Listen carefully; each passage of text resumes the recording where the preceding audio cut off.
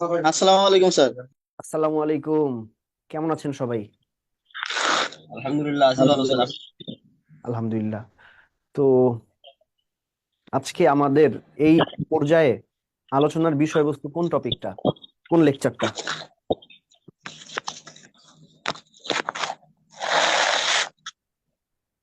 এখনকার সময়ে আমাদের আলোচনার বিষয়বস্তু হচ্ছে লেকচার 7।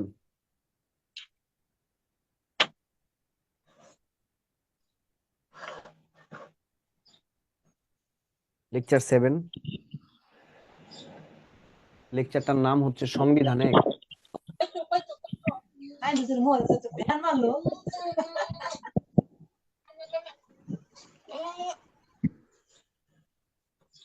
টপিক গুলো লিখে রাখি।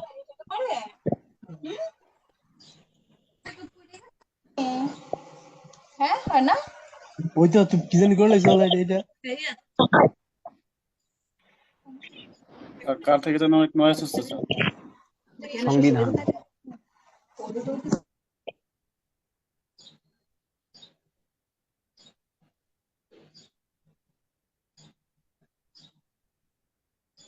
দ্বিতীয় অংশে আমরা আলোচনা করব সংবিধানের শ্রেণী বিভাগ। তৃতীয় অংশে আমরা আলোচনা করব সংবিধান,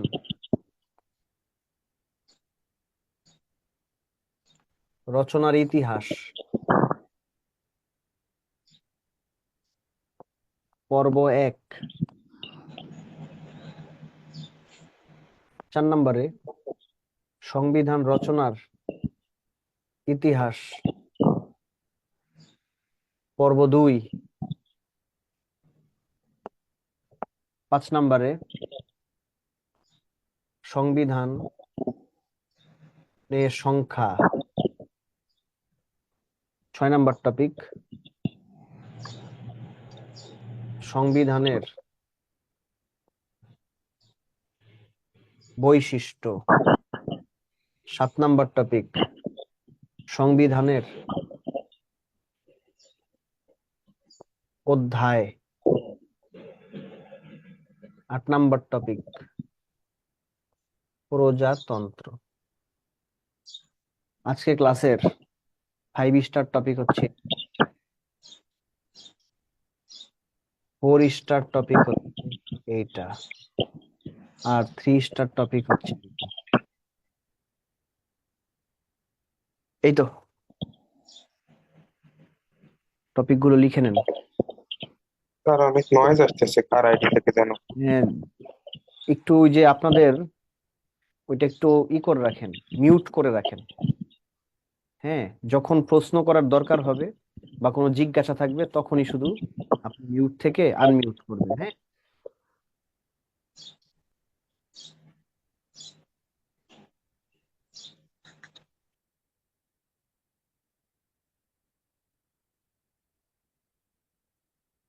স্যার 8 নম্বরটা কি? প্রজাতন্ত্র। প্রজাতন্ত্র মানে বাংলাদেশ। সংবিধানে বাংলাদেশ সম্পর্কে কি বলা আছে সেটা একটু দেখবো। হ্যাঁ,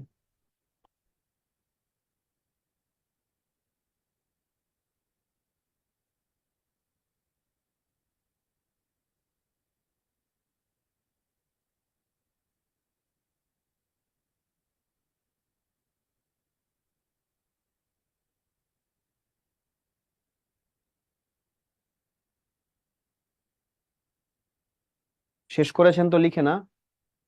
জি স্যার। ওকে। হ্যাঁ স্যার। তো দেখেন, ধারাবাহিকভাবে আমি টপিক গুলো লিখেছি। সংবিধানের সংজ্ঞা দেখব, শ্রেণী বিভাগ দেখব, রচনার ইতিহাসটা দেখব, সংবিধানের সংখ্যাগুলো দেখব, বৈশিষ্ট্য, অধ্যায় এবং সবার শেষে প্রজাতন্ত্র, এই অংশটা আমরা দেখব। হ্যাঁ, তো প্রথমে আসবে সংবিধানের সংজ্ঞা। আপনারা যেটা করবেন, সংবিধান লিখে একটা হেডলাইন দিয়ে দেন।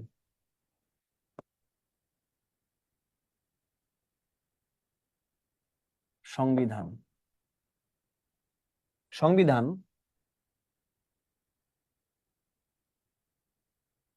রাষ্ট্র পরিচালনার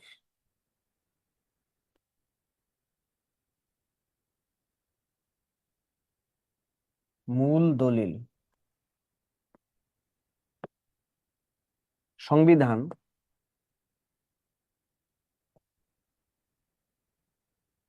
রাষ্ট্রের মৌলিক ও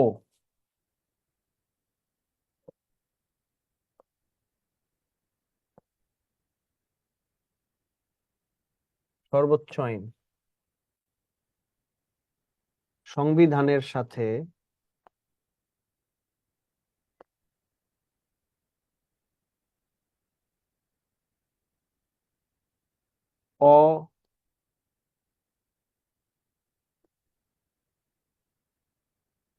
অসামঞ্জস্য আইন বাতিল।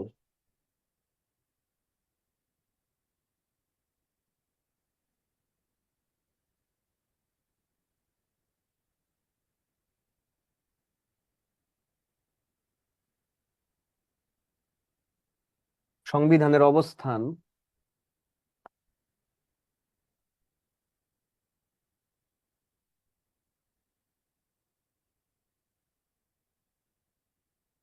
আইনসভার ওপরে। সংবিধান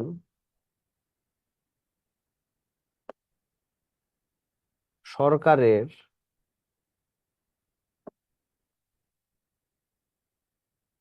তিনটি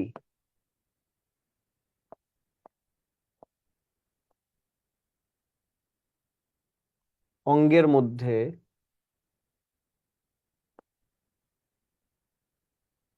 সম্পর্ক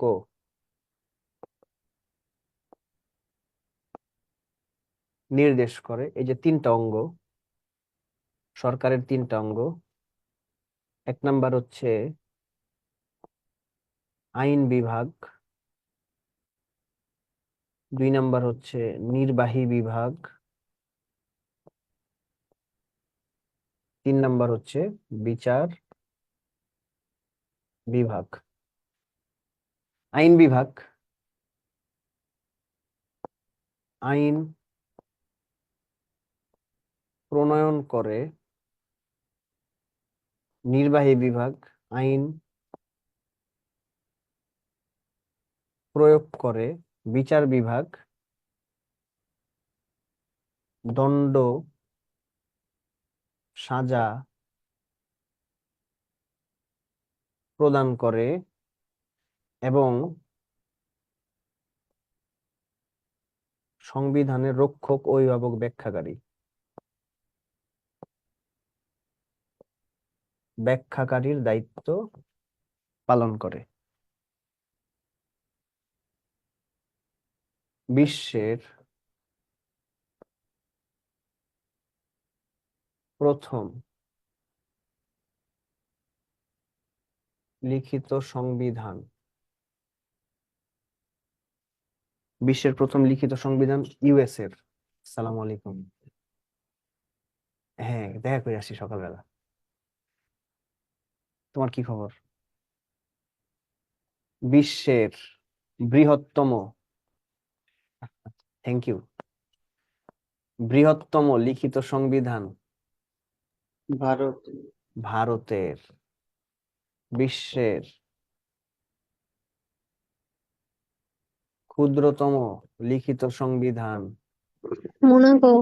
ইউএসএ ও ভুটানের। মোনাকো যে সংখ্যার দিক। শব্দ সংখ্যার ভিত্তিতে, এরপরে মোনাকো আসবে। শব্দ সংখ্যার ভিত্তিতে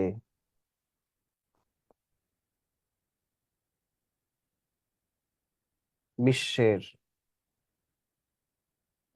ক্ষুদ্রতম লিখিত সংবিধান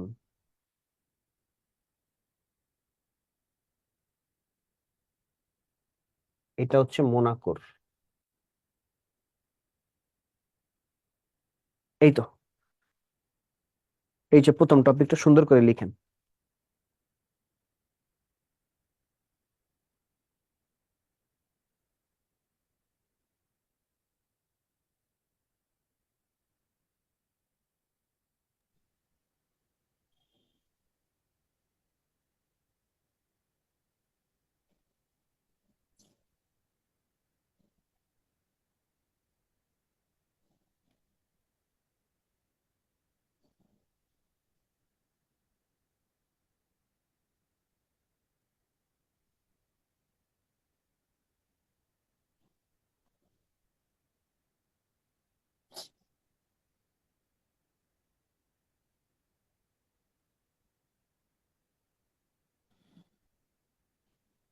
স্যার লেখা হয়েছে। লেখা হয়ে গেছে না?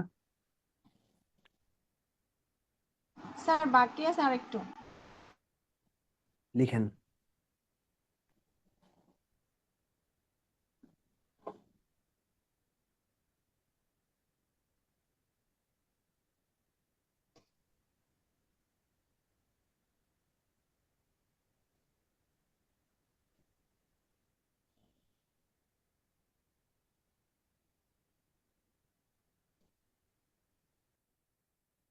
স্যার বিচার বিভাগের এখানে কি লিখছিলেন, দণ্ড কি, এটা বোঝা যাচ্ছে না। দণ্ড কমা সাজা প্রদান, আবার সংবিধানের ব্যাখ্যাকারী। দণ্ড দেয়, সাজা দেয়, সংবিধানের ব্যাখ্যাকারী হিসাবে অবতীর্ণ হয় বিচার বিভাগ।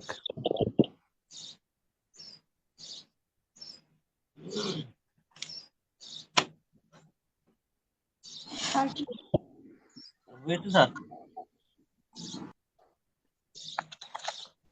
ওকে, আমরা আলোচনায় যাই। সংবিধান এই শব্দটা শুনলেই আমাদের মাথায় প্রথমে আসে এটা একটা বই বা একটা দলিল, যেখানে একটা রাষ্ট্র কিভাবে চলবে, রাষ্ট্র চলার জন্য কি কি লাগবে, আর কি কি নাগরিকদেরকে কি কি অধিকার দিতে হবে, কোন কোন অঙ্গের মধ্যে সম্পর্ক নির্দেশ করতে হবে, কিভাবে ওই রাষ্ট্রের নির্বাচন হবে, কিভাবে হিসাব নিরীক্ষা হবে, কিভাবে রাষ্ট্রের জন্য প্রয়োজনীয় কর্মচারীদেরকে নিয়োগ করা হবে, কিভাবে সংবিধান সংশোধন করা যাবে, এইটা নিয়েই কিন্তু এইসব বিষয়গুলো যে দলিলে বা বইতে লিপিবদ্ধ থাকে, এই বইটাকে কি বলা হয়? ওই রাষ্ট্রের সংবিধান বলা হয়। অর্থাৎ আমরা খুব সহজেই বলতে পারি এই কথাগুলোর মধ্যে যে সংবিধান হলো রাষ্ট্র পরিচালনার মূল দলিল। নীতি ও দলিল। রাষ্ট্রের মৌলিক ও সর্বোচ্চ যে আইনটা, সে আইনটা হচ্ছে সংবিধান। অর্থাৎ সংবিধানের সাথে যদি কোনো আইন অসামঞ্জস্য হয় অথবা অসঙ্গতিপূর্ণ হয়, হ্যাঁ, তাহলে কিন্তু ওই আইনটা বাতিল হবে। সংবিধান কিন্তু সবচেয়ে বেশি প্রাধান্য পাবে। আর সংবিধানের প্রাধান্য এই কথাটা বোঝাতে গিয়ে যেটা আমি লিখেছি সেটা হচ্ছে সংবিধানের অবস্থান হচ্ছে আইনসভার উপরে। অর্থাৎ যে আইন তৈরি করে তার উপরে সংবিধানের অবস্থান। সরকারের অঙ্গ কয়টি? 3টি। এই 3টি অঙ্গের মধ্যে সম্পর্ক স্থাপন করে কে? সংবিধান। 3টি অঙ্গ কি কি? আইন বিভাগ, এর কাজ হচ্ছে আইন প্রণয়ন করা। এরপর হচ্ছে নির্বাহী বিভাগ, এর কাজ হচ্ছে আইন প্রয়োগ করা। এরপরে হচ্ছে বিচার বিভাগ, এর কাজ হচ্ছে দণ্ড সাজা প্রদান করা এবং সংবিধানের ব্যাখ্যা প্রদান করা। পরীক্ষায় প্রশ্ন আসে বিশ্বের প্রথম লিখিত সংবিধান কোন দেশের? উত্তরটা হচ্ছে ইউএস এর। বিশ্বের বৃহত্তম লিখিত সংবিধান কোন দেশের? ভারতের। আর ক্ষুদ্রতম লিখিত সংবিধান ইউএসএ এবং ভুটানের। তবে যদি প্রশ্নটা এইভাবে আসে ইন টার্মস অফ ওয়ার্ডস, শব্দ সংখ্যার ভিত্তিতে বিশ্বের ক্ষুদ্রতম লিখিত সংবিধান কোন দেশের? উত্তর হবে মোনাকোর।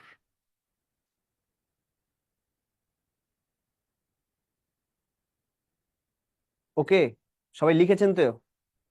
আমরা পরের জি, টপিকে স্যার। যাব।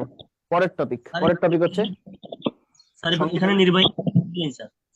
হ্যাঁ, নির্বাহী নির্বাহী বিভাগটা আসলে কি, এটা আসলে বুঝি নাই স্যার। নির্বাহী বিভাগ হচ্ছে যেখানে রুই কাতলারা থাকে, যেখানে রাষ্ট্রপতি অবস্থান করবেন, প্রধানমন্ত্রী ও তার মন্ত্রী পরিষদ থাকবে, স্থানীয় শাসন ব্যবস্থা থাকবে, প্রতিরক্ষা কর্ম বিভাগ আর অ্যাটর্নি জেনারেল থাকবে। অর্থাৎ যেই বিভাগটা শাসন করে, এই বিভাগের আরেকটা নাম হচ্ছে শাসন বিভাগ। ওকে, যারা বিভিন্ন রকম প্রকল্প প্রণয়ন এবং সিদ্ধান্ত গ্রহণের সাথে জড়িত থাকবে, তারা আইন সভা কর্তৃক প্রণীত আইনটা প্রয়োগ করবে, তারাই হচ্ছে নির্বাহী বিভাগের অংশ। হ্যাঁ, আমরা কোন বিভাগের অন্তর্ভুক্ত? স্যার অতিরিক্ত সাউন্ড আসছে। হ্যাঁ, দেখেন একটু করে নেন। হ্যাঁ, এই তো। স্যার নির্বাহী বিভাগ তাহলে পুলিশ প্রশাসন এগুলো থাকবে? না না না, এগুলি থাকবে না। নির্বাহী বিভাগে থাকবে, সরকারি আমলা ওনারা কোন বিভাগের অন্তর্ভুক্ত স্যার? নির্বাহী বিভাগে না, আমলারাও থাকবে, মন্ত্রীরা থাকবে, যারা একদম সিদ্ধান্ত গ্রহণের সাথে টপ লেভেল ম্যানেজমেন্ট। স্যার আমলারা কি স্যার নির্বাহী বিভাগের অন্তর্ভুক্ত? না, আমলারা হচ্ছে সচিবালয়ের অন্তর্ভুক্ত।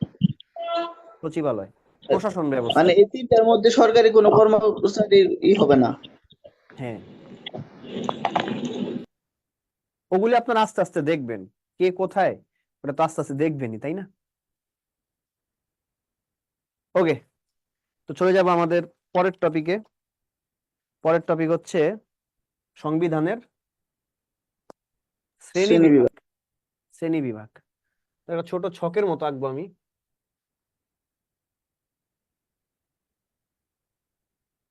সংবিধানকে দুইটা দৃষ্টিকোণ থেকে শ্রেণীবিন্যস্ত করা যায়। সংবিধানকে দুইটা দৃষ্টিকোণ থেকে শ্রেণীবিন্যস্ত করা যায়। প্রথমটা হচ্ছে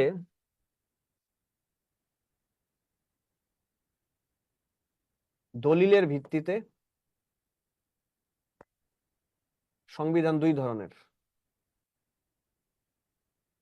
একটা হচ্ছে লিখিত, আরেকটা হচ্ছে অলিখিত। লিখিত সংবিধান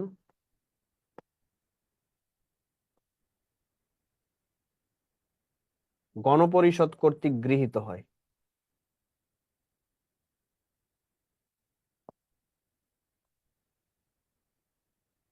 বেশিরভাগ গণতান্ত্রিক রাষ্ট্রের সংবিধানই লিখিত, যেমন বাংলাদেশ,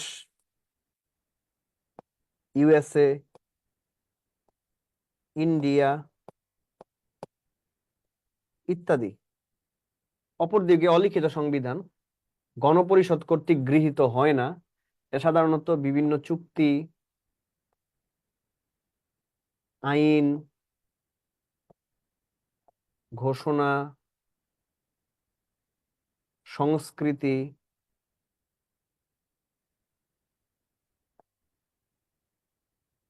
ইত্যাদি হতে গঠিত হয়। 5টা দেশের সংবিধান অলিখিত। এক নাম্বার হচ্ছে যুক্তরাজ্য, যুক্তরাজ্য, 2 নাম্বার হচ্ছে সৌদি আরব, 3 নিউজিল্যান্ড, নাম্বার হচ্ছে ইসরায়েল, 4 নাম্বার হচ্ছে নিউজিল্যান্ড, 5 নাম্বার হচ্ছে স্পেন। স্যার এটা কি লেকচার ওয়ানে মনে হয় এগুলো পড়ানো হয়েছে না? এ তো লেকচার 1ই এখনকার ক্লাসে। এখন তো লেকচার 1ই হচ্ছে, মানে হচ্ছে লেকচার 1 বলতে লেকচার 7, সংবিধানের লেকচার 1, সংবিধানের প্রথম লেকচারটা। হ্যাঁ, সংবিধানের 3টা লেকচার আছে না, এই 3টার মধ্যে প্রথমটা হচ্ছে এটা। হ্যাঁ, এরপরে এর জন্য আসবে। স্যার রিপিট হচ্ছে, হ্যাঁ, এর জন্য আমার কাছে রিপিট হচ্ছে, হয়তো ক্লাসটা করেছিলাম স্যার। ও আচ্ছা আচ্ছা, তো আলহামদুলিল্লাহ আপনি আগায় গেলেন। এরপর হচ্ছে পরিবর্তন বা সংশোধনের ভিত্তিতে। হ্যাঁ, উনি মনে হয় পুরাতন ব্যাচের জন্য, এটা তো নতুনদের ব্যাচের জন্য হ্যাঁ, ওনার এটা কাছে রিপিট নতুনদের হচ্ছে। Batch, right right.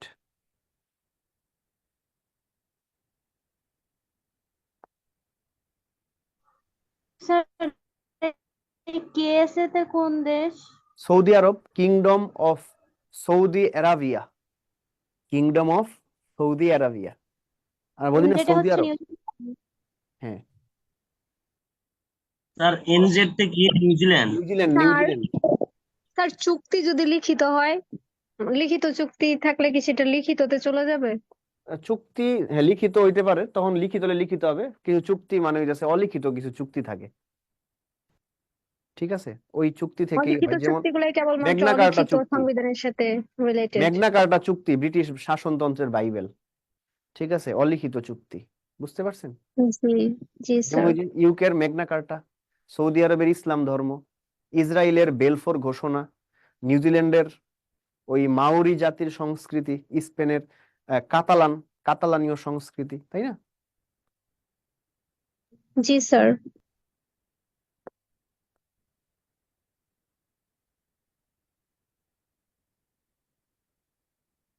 দ্বিতীয় অংশটা হচ্ছে সংশোধনের ভিত্তিতে।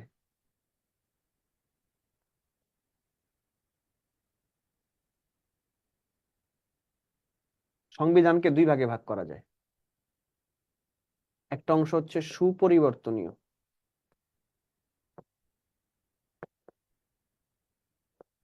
আরেকটা অংশ হচ্ছে দুষ্পরিবর্তনীয়। সুপরিবর্তনীয় সংসদে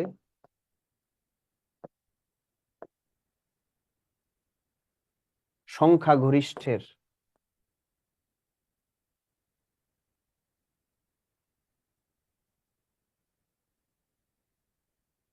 অনুমোদনে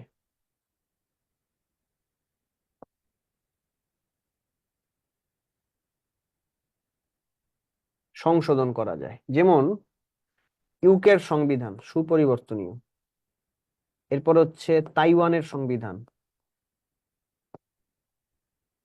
এরপর হচ্ছে সুইজারল্যান্ডের সংবিধান,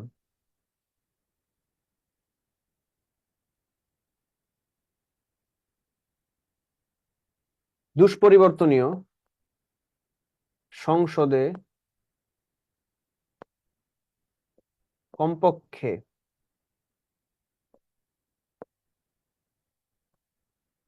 2/3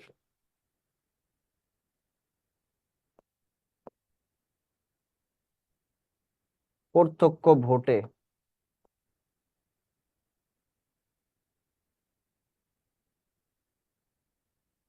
সংশোধন করা যায়। বেশিরভাগ গণতান্ত্রিক রাষ্ট্রের সংবিধান কিন্তু লিখিত আর দুষ্পরিবর্তনীয়, যেমন Bangladesh, USA, India, Indonesia, Malaysia, Nepal, Bhutan ইত্যাদি। লিখে রাখেন সুন্দর করে।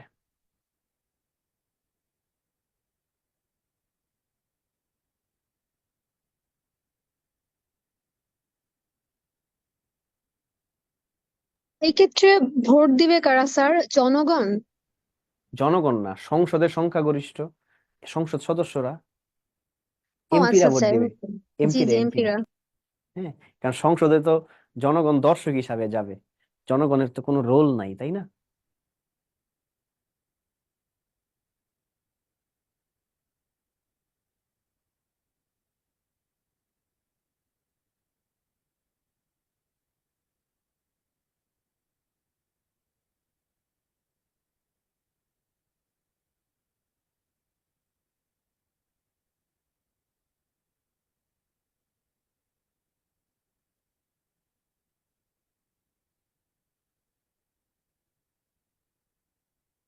শেষ করে আমাকে জানান। স্যার শেষ। শেষ। শেষ না? আচ্ছা, থ্যাংক ইউ। তো দেখেন, সংবিধানকে 2টা দৃষ্টিকোণ থেকে ভাগ করা যায়। একটা হচ্ছে দলিল বা প্রমাণ, আর একটা হচ্ছে সংশোধন বা পরিবর্তন।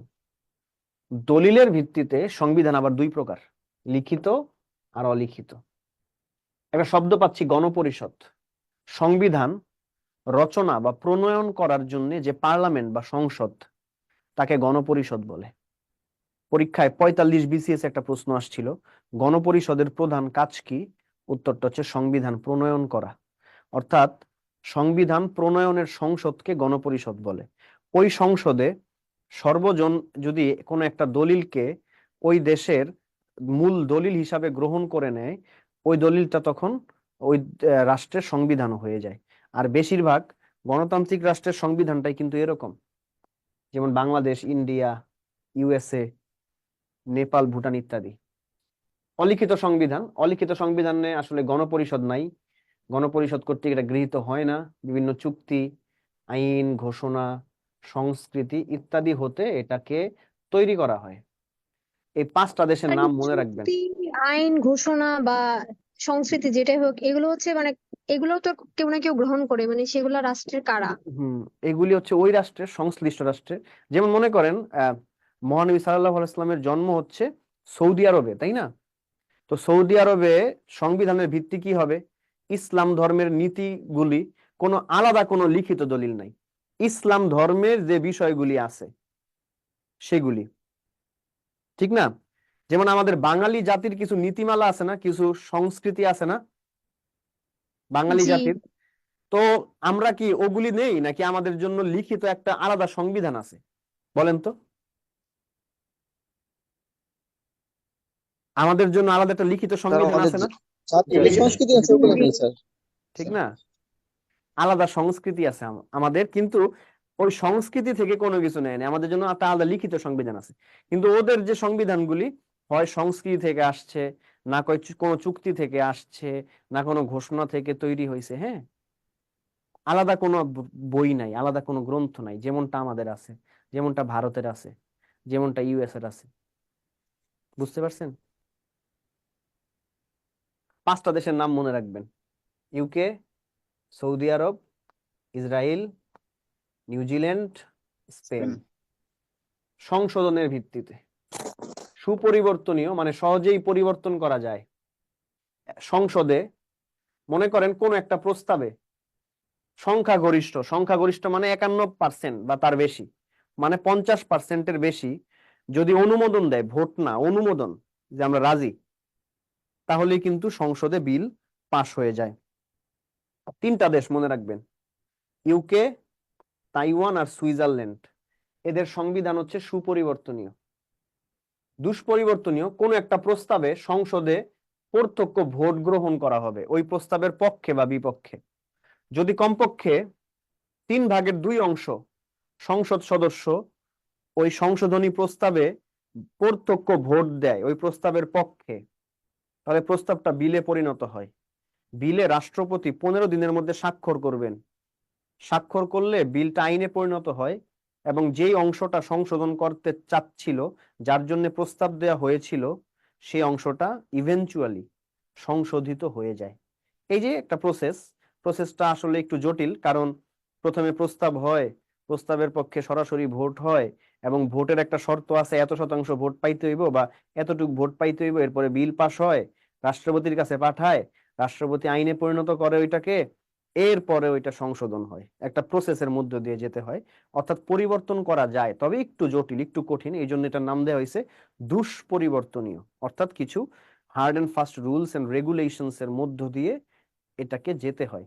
বেশিরভাগ গণতান্ত্রিক রাষ্ট্রের সংবিধানই হচ্ছে দুষ্পরিবর্তনীয়। ওকে, পারবেন তো না? হ্যাঁ স্যার। জি এই স্যার। প্রশ্নটা রিটেনেও আসে। সংবিধান বলতে কি বোঝায়, সংবিধানের শ্রেণী বিভাগ আলোচনা করুন। তখন কি লিখতে পারবেন না? হুম, স্যার ইনশাল্লাহ স্যার। অবশ্যই স্যার। পারবো ইনশাল্লাহ। অবশ্যই পারবেন, স্যার না পারার কোনো স্যার কিছু। গণপরিষদটা যেন কি বলছিলেন স্যার, একটু আলো গণপরিষদ করতেন। হচ্ছে সংবিধান রচনার পার্লামেন্ট বা সংসদ। সংবিধান রচনার সংসদকে গণপরিষদ বলে। সংবিধান রচনার সংসদকে গণপরিষদ বলে। Thank you sir. ওকে, তো চলে যাব পরের কোশ্চেনে। পার্ট 1, সংবিধান রচনার ইতিহাস, পর্ব 1। হেডলাইনে স্যার লিখবেন সংবিধান আপনার কি গণপরিষদ বলে? সংবিধান তৈরি করার জন্য যে সংসদটা থাকে সেটাই গণপরিষদ। সংবিধান তৈরি করার বা রচনা করার সংসদকে গণপরিষদ বলে। এটা কি মূল সংসদেরই অংশ? এটা মূল সংসদ না, তখন সংবিধানের আগে তো কোনো সংসদই নাই। সংসদ ছিল না তো, না, কারণ এর আগে তো নির্বাচনই হয় নাই। পরে গণপরিষদের সদস্যরা ওইটার মধ্যে মানে তারা রাজি থাকে। আস্তে আস্তে দেখবেন, একটু পরেই দেখবেন, কিছু কিছু জিনিস না একটু সময় দিতে হয়, আস্তে আস্তে মূল আলোচনায় গেলে আপনি নিজেই ধরতে পারবেন। বুঝছেন? একটা প্রসেস আর কি। ওই যে 70-এর সাধারণ নির্বাচনে জাতীয় প্রাদেশিক পরিষদের সদস্যরা ছিল, তাদেরকে নিয়ে গণপরিষদ গঠন করা হলো। পরবর্তীতে তারা আসলে সংবিধান রচনা করার জন্য তাগদা দিল, একটা সংবিধান রচনা কমিটি বানালো। সংবিধান রচনা কমিটি একটা খসড়া সংবিধান তাদের কাছে পেশ করলো। এরপরে তারা ভুল ত্রুটিগুলি বের করার চেষ্টা করলো এবং তারা সবাই মিলে এটা গ্রহণ করে নিল। কারা গ্রহণ করলো? ওই যে জাতীয় প্রাদেশিক পরিষদের সদস্যরা। তারা কারা? তারা হচ্ছে, তাদেরকে নিয়ে একটা পার্লামেন্ট ছিল, তারাই হচ্ছে গণপরিষদ সদস্য। বিষয়টা এমন। হ্যাঁ, ওকে, আস্তে আস্তে আপনারা মূল আলোচনায় গেলে এইভাবেই ধরতে পারবেন। যেমন এখানে আমি গণপরিষদ শব্দটা 2-3 বার ব্যবহার করব। তো দেখি, পর্ব 1, ছকে আমরা তথ্যগুলি দেখব।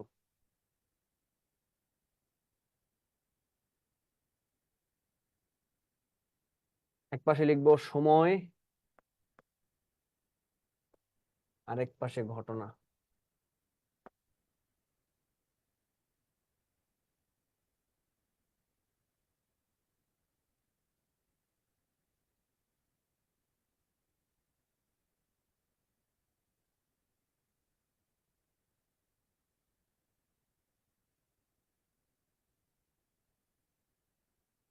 11 জানুয়ারি 1972।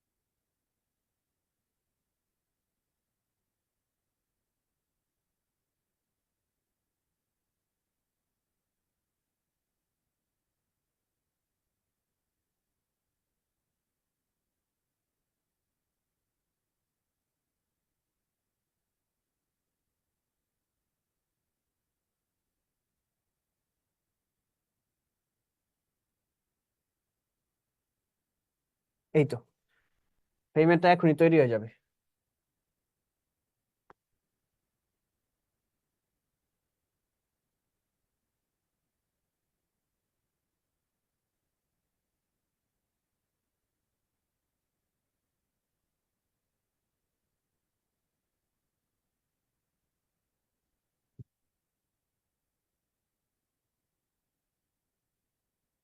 এই তো ফ্রেম তৈরি হয়ে গেছে। 10 জানুয়ারি 1972।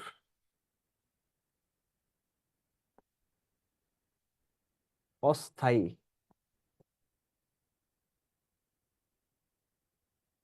সংবিধান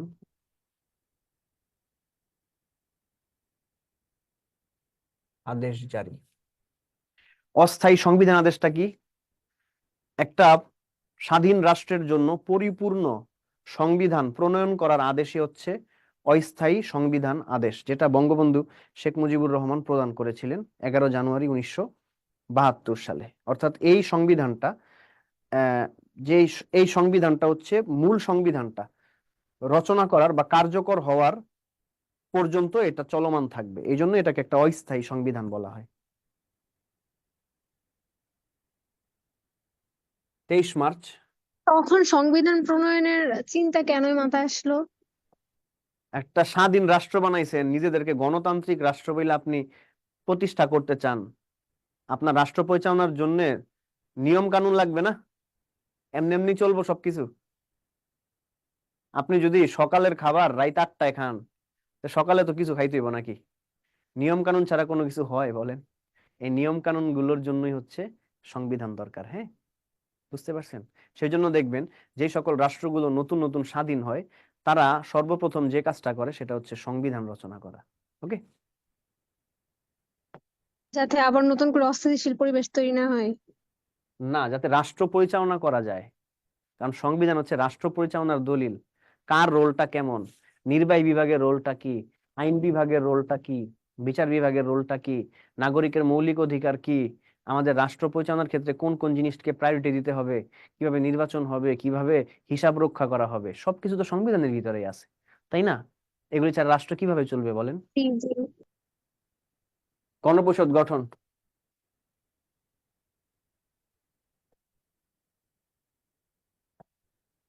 403 জন নিয়ে 10 এপ্রিল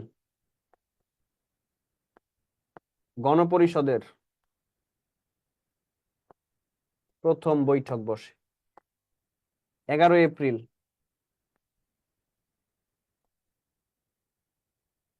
সংবিধান রচনা কমিটি গঠন।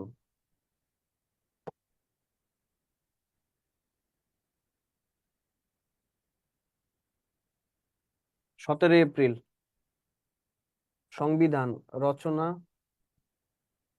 কমিটি এর প্রথম বৈঠক বা অধিবেশন, মিটিং বা সভা বসে। 10 জুন হস্তলিখিত খসড়া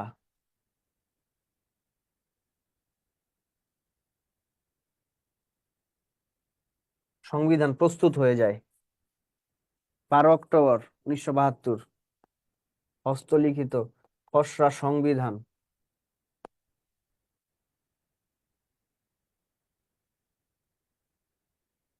গণপরিষদে পেশ করা হয়। 4 নভেম্বর হস্তলিখিত খসড়া সংবিধান গণপরিষদে গ্রহণ করা হয়। এই জন্য 4 নভেম্বর হচ্ছে সংবিধান দিবস।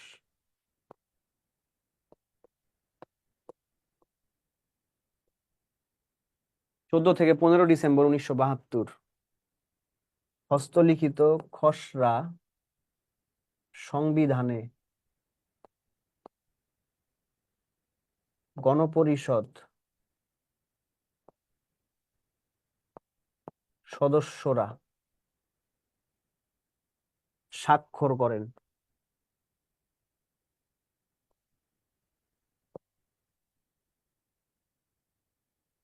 16 ডিসেম্বর গণপ্রজাতন্ত্রী বাংলাদেশের সংবিধান কার্যকর ও প্রবর্তিত হয়।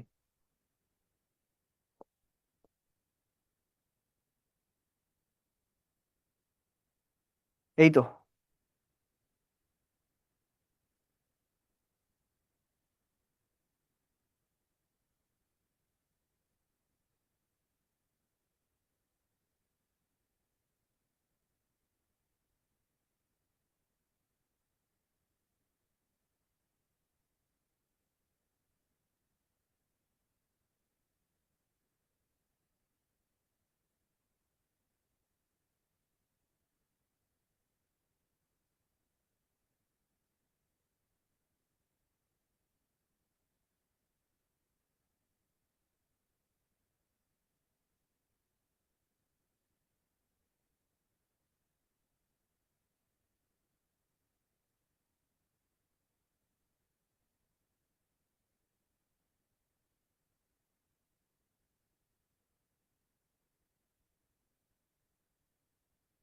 কি শেষ করেছেন?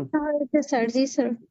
তো দেখেন, বাংলাদেশ স্বাধীন হওয়ার পর একটা পরিপূর্ণ সংবিধান রচনার জন্য অস্থায়ী সংবিধানাদেশ জারি করলেন বঙ্গবন্ধু শেখ মুজিবুর রহমান।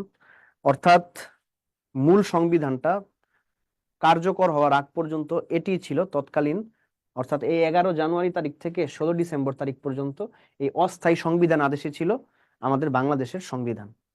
অস্থায়ী, এজন্যই সংবিধানটাকে বলা হয় অস্থায়ী এবং অন্তর্বর্তীকালীন সংবিধান। 403 জন নিয়ে গণপরিষদ গঠন করা হলো। কবে গঠন করা হলো? 23 মার্চ 1972 সালে। তো গণপরিষদ গঠন করলেই তো হবে না, বৈঠক বসতে হবে। তো গণপরিষদের প্রথম বৈঠকটা কবে বসলো? 10 10 এপ্রিল। এপ্রিল 1972 বর্তমান প্রধানমন্ত্রীর কার্যালয়ে এই বৈঠকটা বসলো। তখন তার জাতীয় সংসদ প্রতিষ্ঠিত হয় নাই, সেই জন্য বর্তমান যে প্রধানমন্ত্রীর কার্যালয় ওইখানে এই বৈঠকটা অনুষ্ঠিত হলো। ওই আচ্ছা, এই বৈঠকে গণপরিষদ গঠিত হয় অ্যাকচুয়ালি কাদেরকে নিয়ে? ওই যে জাতীয় পরিষদ ও প্রাদেশিক পরিষদের সদস্য 70-এর নির্বাচনে 469 জন, ওইখান থেকে 60 জন পাকিস্তানের বর্ষতা স্বীকার করছে, 6 জন মারা গেছে, বাকি ছিল 403 জন। এই 403 জন সদস্যকে নিয়েই না গণপরিষদ গঠন করা হয়েছিল। হ্যাঁ, জি স্যার। ওকে। এরপরে এই গণপরিষদের যে প্রথম বৈঠকটা হয়, ওই বৈঠকে একটা সিদ্ধান্ত হয় যে আমাদের গণপরিষদ সদস্যদের মধ্যে যারা আইনের বিষয়ে পারদর্শী বা আইনজীবী বা বিচারক, তাদেরকে নিয়ে একটা সংবিধান রচনা কমিটি গঠন করা দরকার। ঠিক তার পরের দিন দেখেন, সংবিধান রচনা কমিটি গঠন করা হলো। কবে গঠন করা হলো? 11 এপ্রিল। 11 এপ্রিল। কতজন নিয়ে? 34 জন। 34 জন নিয়ে। 34। এবং তাদের মানে রচনা কমিটির প্রথম বৈঠকটা কবে বসলো? 17 এপ্রিল। 17 এপ্রিল। এই রচনা কমিটি কোমর বেঁধে আধা জল খেয়ে সংবিধান রচনা করতে নেমে পড়লো। তারা 2টা দেশ ভ্রমণ করলো, একসাথে 74টা মিটিং করলো, তারা একসাথে 300 ঘন্টা ব্যয় করলো। এমনও দিন গেছে তারা একদিনে 3-4 বার করে বৈঠক করছে। পরবর্তীতে তারা 93 পৃষ্ঠা সংবলিত একটা খসড়া সংবিধান প্রস্তুত করে ফেলছে। কবে তৈরি করছে বলেন? ভ্রমণ করেছিল 10 জুন 1972। এই সংবিধান তো প্রস্তুত করলেই হবে না, যেহেতু গণপরিষদের আরো অনেক সদস্যরা আছে, তার কোন দুইটা দেশ ভ্রমণ করেছিল তারা?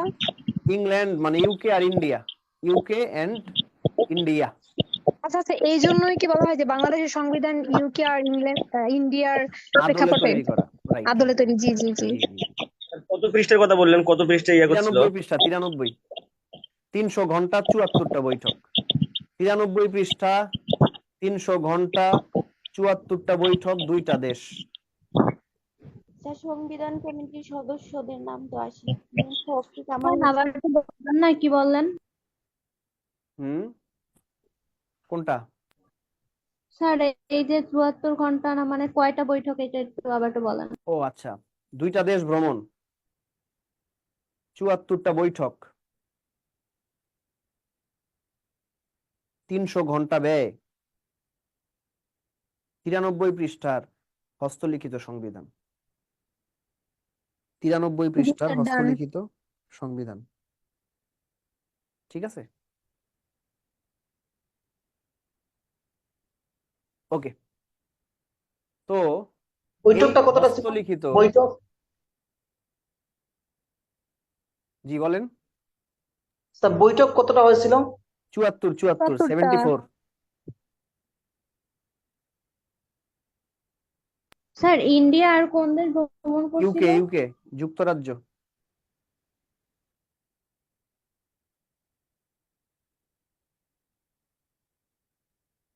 তো ক্লিয়ার স্যার। গণপরিষদে এই হস্তলিখিত খসড়া সংবিধানটা পেশ করা হলো কবে? 12 অক্টোবর। গণপরিষদের বাকি সদস্যরা এটাকে অ্যাকসেপ্ট করে নিল, গ্রহণ করে নিল কবে? 4 4 নভেম্বর। 4 নভেম্বর। তাহলে সংবিধান দিবস কবে বলেন? 4 নভেম্বর। 4 নভেম্বর। এবার কিছু ফর্মালিটি, স্বাক্ষর করবে। এই হস্তলিখিত সংবিধানটিতে স্বাক্ষর করা হলো কবে কবে? 14 থেকে 15 ডিসেম্বর। তো স্বাক্ষর যখন কইরা ফেলবো আর কোনো কাজ আছে? কার্যকর হয়ে যাবে না। না বলেন? এই যে হ্যাঁ। কার্যকর হয়ে গেছে। কার্যকর আর প্রবর্তিত হয় কবে? 16 ডিসেম্বর। 16 ডিসেম্বর। এই তো। তাহলে স্বাক্ষর যখন করেছিল তখন কি সেই 403 জন করেছিল? না, 4 জন করে নাই, 399 জন করছে। তারা যারা করে নাই তারা হচ্ছে মানবেন্দ্র নারায়ণ লারমা, সুরঞ্জিত সেনগুপ্ত, শাহ আজিজার রহমান এবং জালাল আহমেদ। এই 4 জন গণপরিষদ সদস্য স্বাক্ষর কেন করে নাই। করেনি? কারণ তাদের ডাউট ছিল যে খুব দ্রুত, কম সময়ের মধ্যে সংবিধানটা তৈরি করা হচ্ছে। ঠিক আছে, সংবিধানের কিছু কিছু বিষয় নজর আন্দাজ করা হচ্ছে, এটা ছিল তাদের অবজেকশন। এই জন্য তারা 4 জন করেনি। যেহেতু বেশিরভাগ মানুষই করছে, সদস্যরাই করছে, সেহেতু কার্যকর করতে খুব বেশি বাধা হয়নি। 16 ডিসেম্বর এটা কার্যকর এবং প্রচলিত হয়ে গেল। অর্থাৎ এটাই হচ্ছে এখন থেকে গণপ্রজাতন্ত্রী বাংলাদেশের রাষ্ট্র পরিচালনার মূল দলিল হিসাবে খ্যাত। বর্তমানে যে সংবিধান, মানে এটা কি সেই তখনকার সংবিধানটাই? জি জি জি, এর এটাকে বলা হয় কখনো 72-এর সংশোধন সংবিধান। হয়নি? এর সংশোধন তো হবেই, সংশোধন ছাড়া হবে কিছু? হিউম্যান মেড কোনো কিছু কি অ্যাবসলিউট বলেন? 17 বার সংশোধন হয়েছে। ওগুলো নিয়ে আমরা ধাপে ধাপে ধাপে ধাপে 3টা ক্লাস না আলোচনা করব। হ্যাঁ, ওকে স্যার। ওকে। স্যার এটা কি অস্থায়ী সরকার ওই তারাই এইটা করছে? না, অস্থায়ী সরকার তো মুজিবনগর সরকার। মুজিবনগর সরকার তো ওই যখন এই অস্থায়ী সংবিধান জারি করছে ওই সময় তো বাদ হয়ে গেছে। এটা তো রাষ্ট্রপতি বাংলাদেশ সরকার। এটা মুক্ত হচ্ছে হওয়ার পরে হয় বাংলাদেশের এটা। সংবিধান। এখন যে বাংলাদেশটা আছে না, ওই বাংলাদেশের সংবিধান। এই যে সালগুলোই তো 72 সালে এটা দেওয়া আছে, এগুলো তো বোঝাই যায়। সবগুলি 72 সালে। হ্যাঁ, খেয়াল করেন। জি স্যার। ওকে, ঠিক আছে। স্যার তাহলে এবার ভ্রমণ করছে কারা, এই যে দেশ ভ্রমণ করছে? ভ্রমণ করছে এই যে, এটার সভাপতি কে ছিলেন? Doctor Kamal doctor Hossain. কামাল কামাল হোসেন। হোসেনের সাথে তার কিছু প্রতিনিধিরা ভ্রমণ করছে। ঠিক আছে,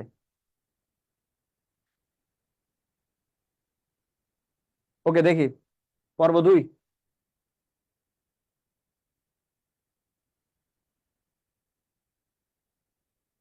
টপিকের নাম হচ্ছে পর্ব 2 কিসের? সংবিধান রচনার ইতিহাস। পর্ব 2তে আমরা ব্যক্তি সম্পর্কে জানবো। 1 নম্বরে আমরা জানবো বঙ্গবন্ধু।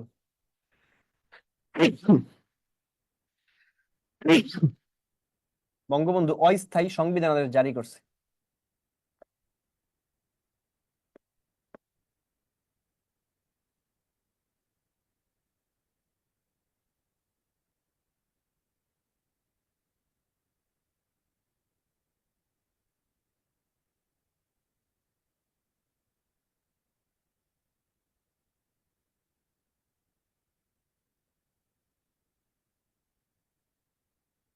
2 নাম্বার দিয়ে লিখবেন আবু সাইদ চৌধুরী। আর জারি করা মানেই তো ঘোষণা করা, এরকম জি কিছু। জি জি জি জি।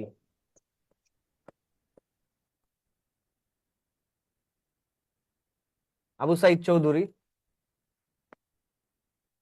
তিনি গণপরিষদ গঠন করেন।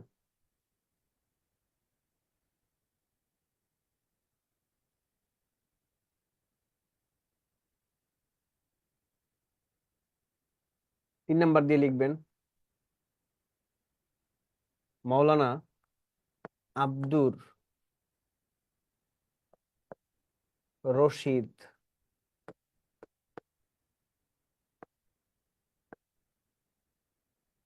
তর্কবাগীশ গণপরিষদ এর প্রথম বৈঠকের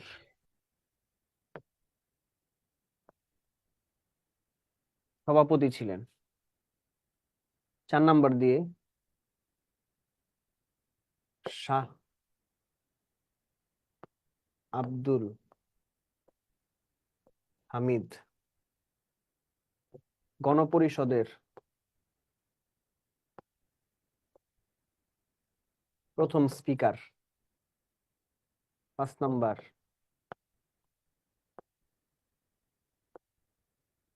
মুহাম্মদুল্লাহ গণপরিষদের প্রথম স্যার ক্লিয়ার দেখা যাচ্ছে না কেন? Deputy speaker. আমি আমার কারণে এই যে এখন দেখা যায় কিনা দেখেন, না স্যার, আমাদের ঠিক আছে। ওখানে জি আপনার স্যার, নেটে ক্লিয়ারই হয়তো হ্যাঁ, আছে। আপনি তো প্রবলেম স্যার থাকতে পারে, অ্যাডজাস্ট করে নেবেন। নেটে প্রবলেম থাকাটা খুবই স্বাভাবিক, তাই না? ওয়েট করবেন, ঠিক হয়ে যাবে ইনশাল্লাহ।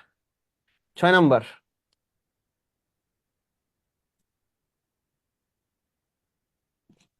কামাল হোসেন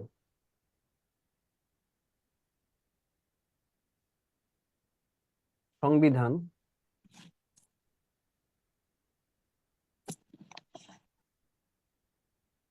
রচনা কমিটির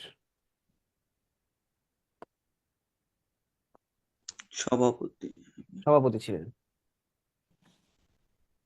7 নাম্বার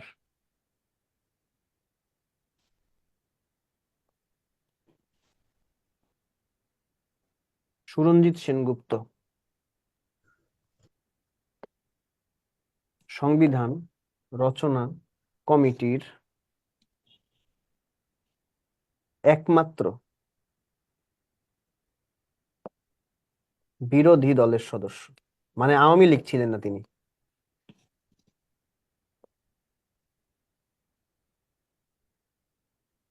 8 নাম্বার রাজিয়া বানু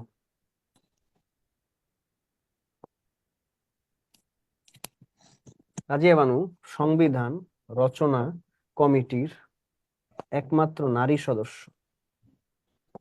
এটা 46 আসছে। 40 আসছে না, মানে সব প্রশ্নই না আসবে, নো টেনশন। আপনি জাস্ট ধারাবাহিকভাবে পড়লেই দেখবেন আপনি মোটামুটি 90% কোশ্চেন অ্যান্সার করতে পারতেছেন, যদি আপনি খুব সুন্দর করে সাজায় গুছায় প্রিপারেশন নেন। হ্যাঁ।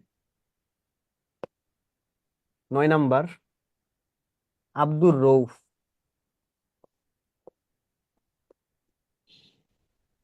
আব্দুর রউফ হস্তলিখিত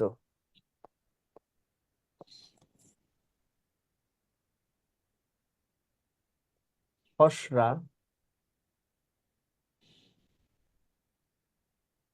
সংবিধানের মূল লেখক।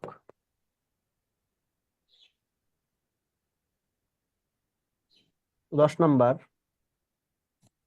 আই গাত্রী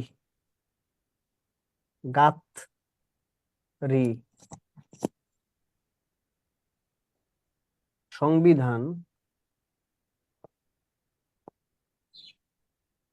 রচনা কমিটির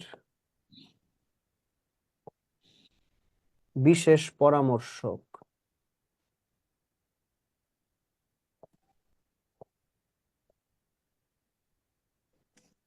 11 নাম্বার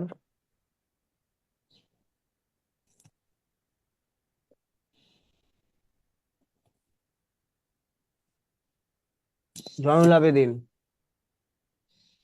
শিল্পাচার্য জয়নুল আবেদীন তিনি হচ্ছেন সংবিধানের ডিজাইনার। মূল ডিজাইনার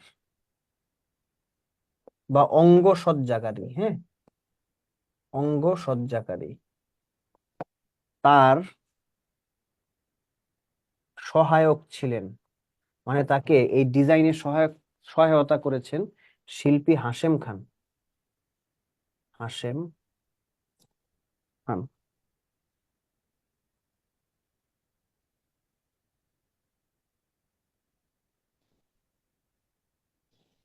এই তো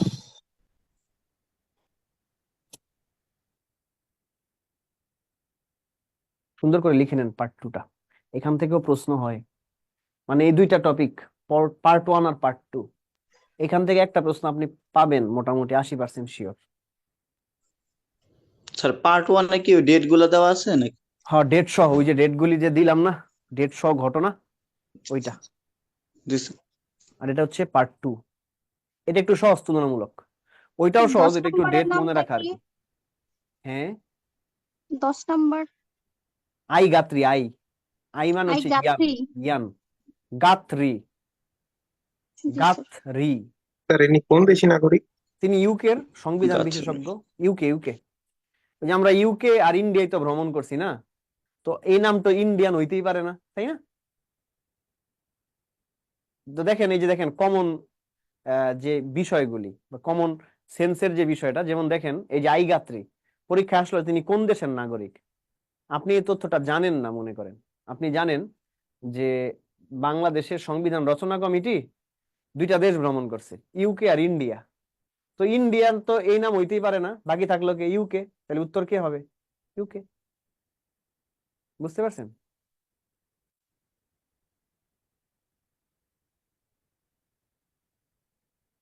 স্যার ইউকে সংবিধান অলিখিত না? হ্যাঁ, কিন্তু সংবিধান বিশেষজ্ঞ, চুক্তি ও বিশেষজ্ঞ। আচ্ছা।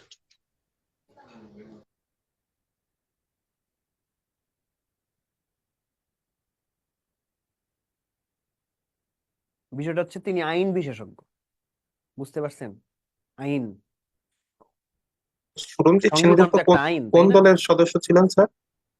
ন্যাপ মুজাফফর, ন্যাপ মুজাফফর, মুজাফফর আহমেদ 1967 সালে যে রাজনৈতিক দলটা তৈরি করেছিলেন, সুরঞ্জিত সেনগুপ্ত ওই দলের সদস্য ছিলেন।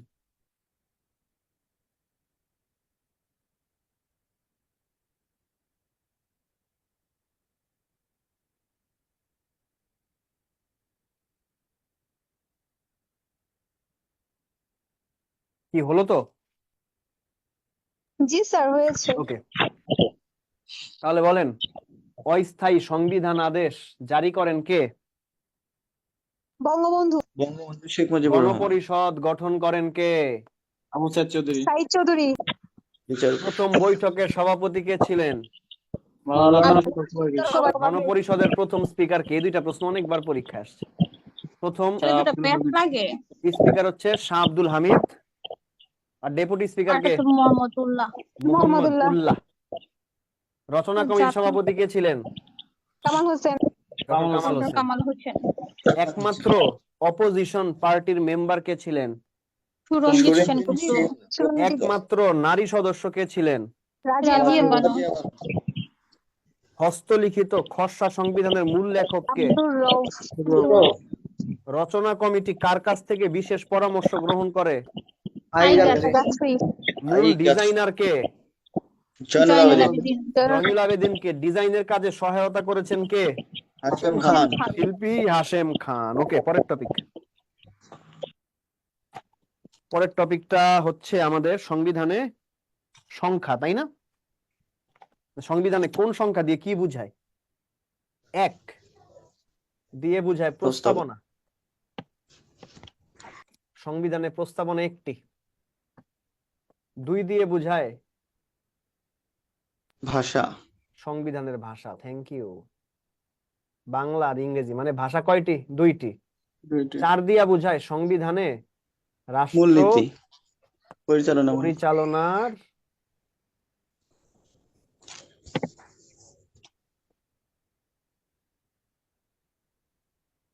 মূলনীতি। এরপরে 5 দিয়া বুঝায় সংবিধানের মৌলিক মৌলিক বিষয় বা বিষয়। বিধান। মৌলিক চাহিদা না, কিন্তু আবার মৌলিক বিষয়। মৌলিক বিষয়টা কি? যা কখনোই সংশোধন করা যাবে না ভবিষ্যতে। যেমন প্রস্তাবনা, প্রথম অধ্যায়ের সকল অনুচ্ছেদ, দ্বিতীয় অধ্যায়ের সকল অনুচ্ছেদ, তৃতীয় অধ্যায়ের সকল অনুচ্ছেদ, আর 150 নম্বর অনুচ্ছেদ। এগুলোকে বলা হয় সংবিধানের 5টি মৌলিক মৌলিক। বিষয়। ওকে। 7, সংবিধানের তফসিল 7টি। 11, সংবিধানের অধ্যায়। অধ্যায় 11টি। 13, সংবিধানের পরিচ্ছেদ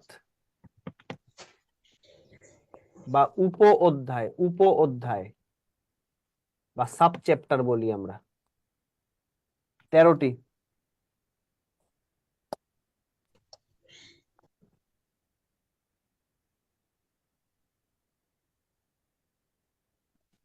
স্যার 12 যে বৈশিষ্ট্য ছিল ওটা। হ্যাঁ, 12টি বৈশিষ্ট্য, এটাও লিখতে পারেন। 12 দিয়ে লিখতে পারেন বৈশিষ্ট্য। সংবিধানের বৈশিষ্ট্য কয়টি? 12টি। এরপরে 17 দিয়ে লিখবেন সংবিধানের সংশোধনী। এই পর্যন্ত সংবিধান সংশোধন হয়েছে 17 বার।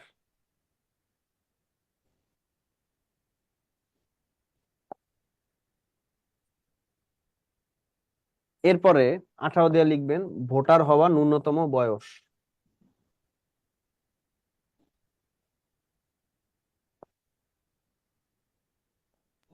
স্যার এখানে 3 নাম্বার তো নাই স্যার। হুম 3 নাম্বার কোথায় গেল স্যার? 3 নাম্বার তো পাইলাম না। 3 1 পান 2 নাই, 4 6 নাই, 8 নাই, 9 নাই।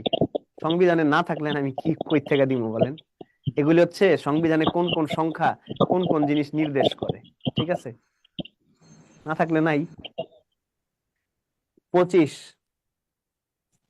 সরকারের প্রতিনিধি হবার ন্যূনতম বয়স। এরপরে 35, রাষ্ট্রপতি হওয়া ন্যূনতম বয়স। 34, সংবিধান রচনা কমিটির সদস্য 34 জন। 50, সংসদে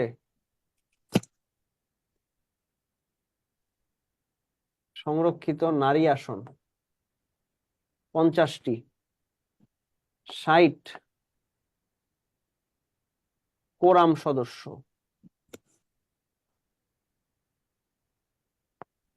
74, স্যার এই কোরাম সদস্য কি? সংসদে অধিবেশন অনুষ্ঠিত হওয়ার জন্য ন্যূনতম সদস্য সংখ্যাকে কোরাম সদস্য বলে। অর্থাৎ সংসদে অধিবেশন অনুষ্ঠিত করা লাগবে। রাষ্ট্রপতি সংসদ অধিবেশন আহ্বান করলেন, কিন্তু ওই অধিবেশনে মনে করেন ওই দিন প্রচন্ড বৃষ্টি, বজ্রপাত হইতেছে, মোটামুটি 300 জনের মধ্যে 42 জন আসছে, অধিবেশন অনুষ্ঠিত হবে না, কমপক্ষে 60 জন লাগবে।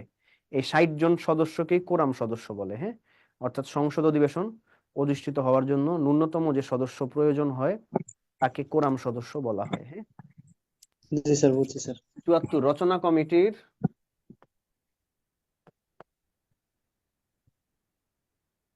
বৈঠক সংখ্যা 74টি। এরপরে লিখবেন 90 বরাবর লিখবেন এমপি এর, কোন একটা এমপি মানে সংসদ সদস্যের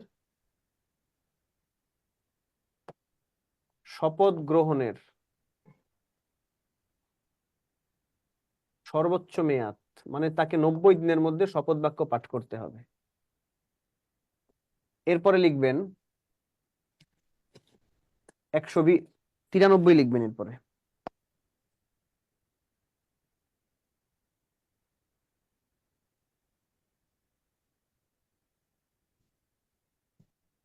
খসড়া সংবিধানে পৃষ্ঠা সংখ্যা।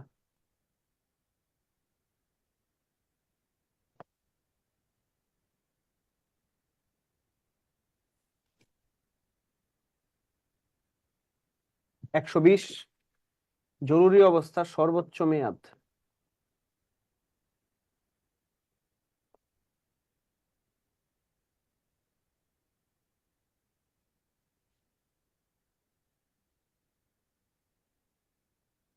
একশো 53 সংবিধানের অনুচ্ছেদ 300 সংসদে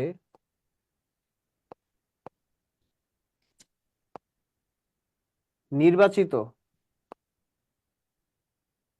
সদস্য 350 সংসদে মোট সদস্য 399 স্বাক্ষরকারী হস্তলিখিত খসড়া সংবিধানে স্বাক্ষরকারী গণপরিষদ সদস্য 403 মোট গণপরিষদ সদস্য। এই তো স্যার 319 কি বললেন এটা? 319 399 399 স্যার। স্বাক্ষরকারী গণপরিষদ সদস্য, অর্থাৎ ওই যে হস্তলিখিত খসড়া সংবিধানে কতজন গণপরিষদ সদস্য স্বাক্ষর করছে তাদের সংখ্যাটা। হ্যাঁ,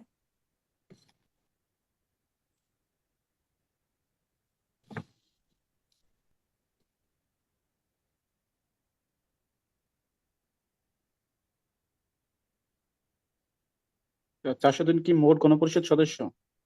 403 জন, হ্যাঁ, মোট গণপরিষদ সদস্য। এটা কিন্তু একটু আগেও লিখছেন তাই না? জি, স্যার। 403 জন।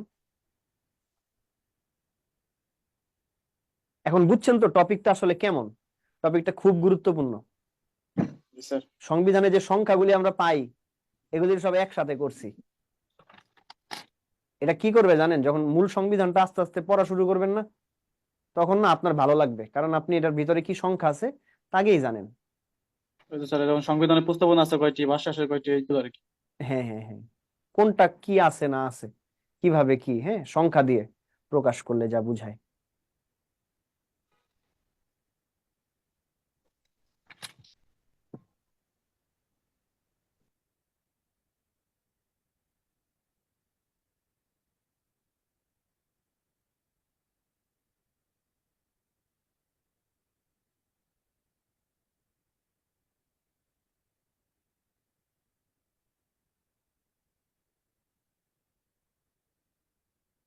কি হলো তো? জি স্যার।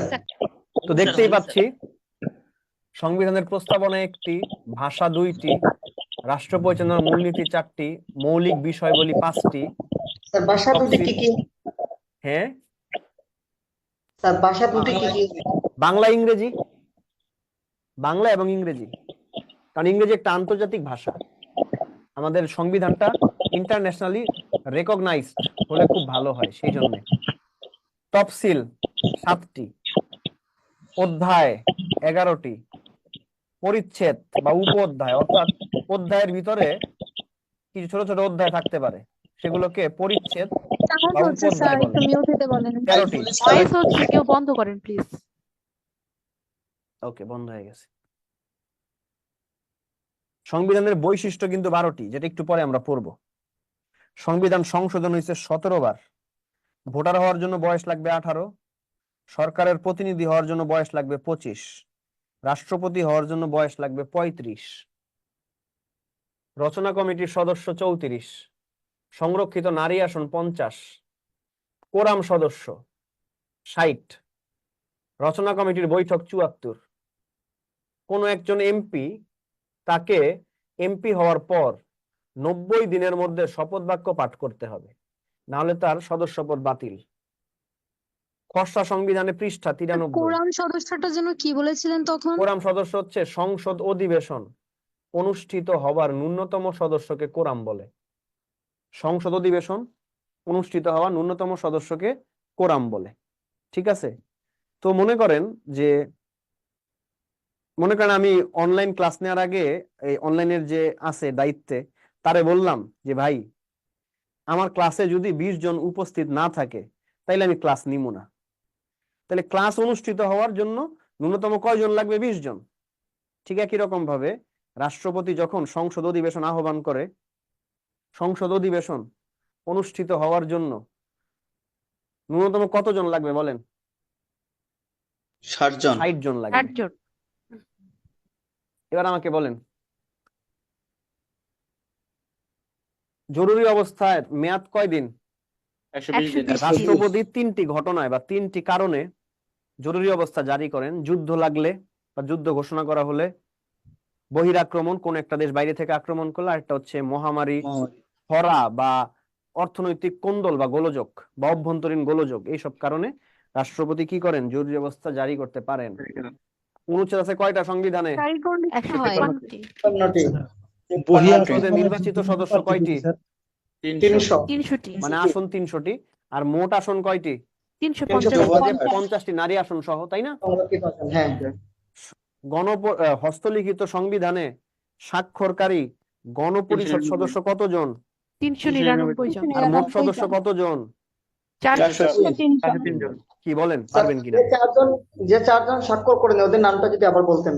1 নাম্বার হচ্ছে মানবেন্দ্র নারায়ণ লারমা। মানবেন্দ্র নারায়ণ লারমা। 2 নাম্বার সুরঞ্জিত সেনগুপ্ত। 2 নাম্বার সুরঞ্জিত সেন গুপ্ত। 3 নাম্বার আজিজার রহমান। আজিজার রহমান। 4 নাম্বার জালাল আহমেদ। মানবেন্দ্র নারায়ণ লারমা, সুরঞ্জিত সেনগুপ্ত, আজিজার রহমান, জালাল আহমেদ, এই 4 জন গণপরিষদ সদস্য হস্তলিখিত খসড়া সংবিধানটিতে। কি? হ্যাঁ হ্যাঁ, নবেন্দ্র নারায়ণ লাল। মানবেন্দ্র নারায়ণ লারমা।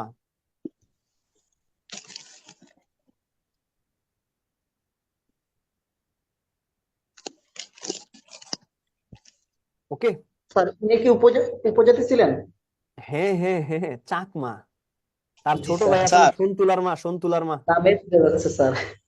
সন্তুলার মা এই যে এখন বর্তমানে পার্বত্য চট্টগ্রাম ওই যে পরিষদটা আছে, পার্বত্য চট্টগ্রাম যে মন্ত্রণালয় বা জেলা পরিষদটা, ওইটা সভাপতি। সন্তুলার মা আছে স্যার। হ্যাঁ, আর উনার বড় ভাই ছিল মানবেন্দ্র নারায়ণ লারমা, যার নামটা আমি স্যার এই 4 জনের নাম কি গুরুত্বপূর্ণ স্যার খুব? না, গুরুত্বপূর্ণ, একজন জিজ্ঞেস করছিল সেই জন্য নামগুলি বলে দিলাম। হ্যাঁ, ওকে, চলে যাবো পরের টপিকে। বৈশিষ্ট্য, 12টা বৈশিষ্ট্য।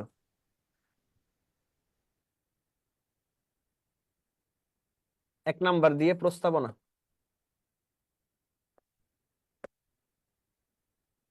2 নাম্বার দিয়ে লিখিত সংবিধান।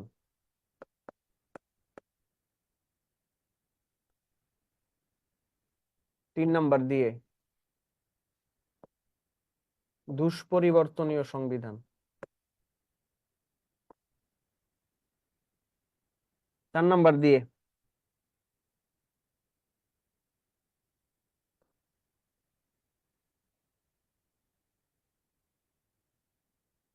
সংবিধানের প্রাধান্য। 5 নাম্বার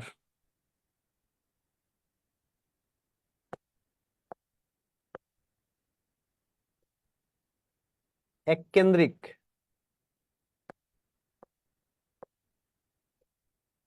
শাসন ব্যবস্থা। 6 নাম্বার মন্ত্রী পরিষদ শাসিত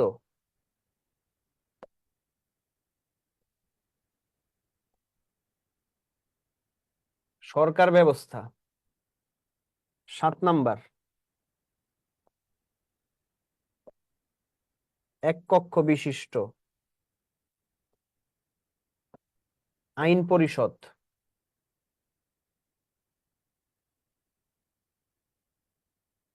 8 নাম্বার রাষ্ট্র পরিচালনার মূলনীতি।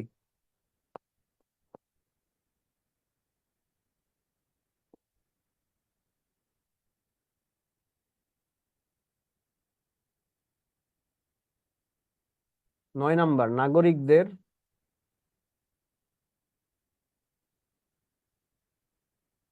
মৌলিক অধিকার। 10 নাম্বার,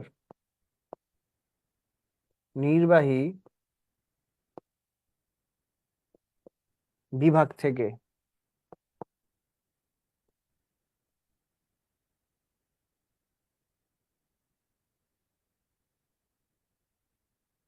পৃথকীকরণ। 11 নাম্বার, ন্যায়পাল।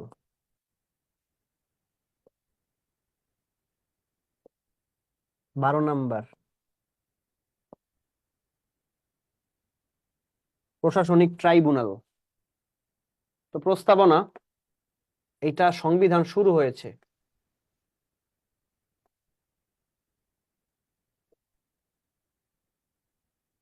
প্রস্তাবনা দিয়ে। লিখিত সংবিধান সম্পর্কে বলা আছে 153 নং অনুচ্ছেদে, দুষ্পরিবর্তনী 142 নং অনুচ্ছেদে, সংবিধানের প্রাধান্য 7 নং অনুচ্ছেদে, এককেন্দ্রিক শাসন ব্যবস্থা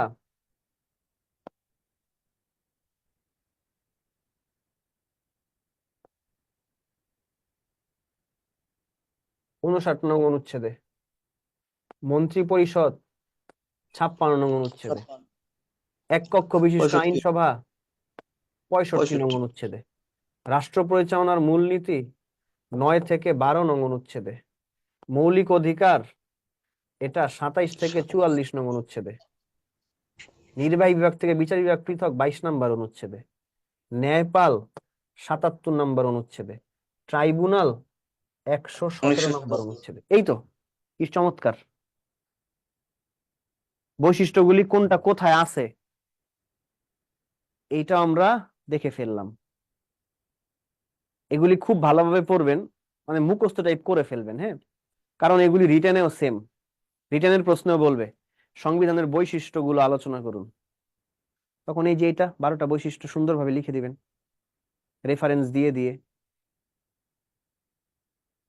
স্যার ন্যায়পাল কি? হ্যাঁ, ন্যায়পালের ইংরেজি প্রতিশব্দ হচ্ছে অম্বার্সম্যান, এটা ল্যাটিন ভাষার শব্দ। অম্বার্সম্যান হচ্ছে যিনি কর্তৃপক্ষ বা যে দায়িত্ব পালন করে তার জবাবদিহিতা গ্রহণ করে, অর্থাৎ প্রধানমন্ত্রী ও তার মন্ত্রী পরিষদ এর জবাবদিহিতা গ্রহণকারী হচ্ছে ন্যায়পাল। এই জন্য বাংলাদেশে ন্যায়পাল নামক কোনো পদ সৃষ্টি হয় নাই। ওকে, দরকার ন্যায়পালের স্যার। কাছে এমন একটা কর্তৃত্ব আছে যার মাধ্যমে তিনি প্রধানমন্ত্রীকে কোনো একটা কাজ থেকে বাধা দিতে পারবেন, বিরত রাখতে হওয়া পারবেন। দরকার ছিল। হ্যাঁ, যেহেতু সংবিধানে আছে, হয়তো অদূর ভবিষ্যতে এটা আসতে পারে বা হইতে পারে। ঠিক নতুন আছে, অন্য কেউ প্রধানমন্ত্রী হলে হইতে হতেও পারে, পারে। যেহেতু সংবিধানে আছে হইতেই পারে। এবং বিশ্বের উন্নত দেশগুলোতে প্রথম ন্যায়পাল আছে। বৈশিষ্ট্যটাই প্রস্তাবনা কেন? প্রস্তাবনার মাধ্যমে সংবিধান শুরু হয়েছে সেই জন্য, তাই না? আমি যে কারণে ক্লাস শুরু করার সময় টপিকগুলি লিখি কি কি আছে, প্রস্তাবনা কিন্তু ঠিক তাই। প্রস্তাবনার মধ্যে সংবিধানে কোন কোন জিনিসগুলি রিফ্লেক্ট করা হয়েছে, কোন জিনিসগুলিকে সামনে রেখে সংবিধান রচনা করা হয়েছে, ওই জিনিসটা আছে। বুঝতে পারছেন? মানে সর্বপ্রথম 1800, সংবিধানের শুরুতে প্রস্তাবনা দেওয়া আছে। জি জি জি জি, বিসমিল্লাহির রহমানির রহিম, পরম করুণাময় সৃষ্টিকর্তার নামে, এরপরে প্রস্তাবনাটা শুরু হয়েছে। হ্যাঁ, 1809 সালে ন্যায়পাল সুইডেনে প্রথম ন্যায়পাল পদটা চালু হয়। সুইডেন থেকে প্রথম ধারণাটি আসে। জি, বা এই পদটা চালু হয় সুইডেনে, বা প্রচলিত হয় সুইডেনে 1809 সালে। Okay sir.